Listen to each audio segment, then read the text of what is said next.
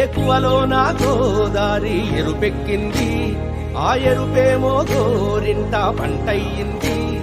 ఏకువలో నా గోదారి ఎరుపెక్కింది, ఆ ఎరుపేమో గోరింట పంటయ్యింది.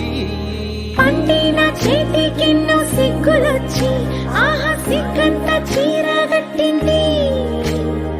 చీరలో చందమామ ఎవరమ్మ, ఆ గుమ్మ సీతమ్మ.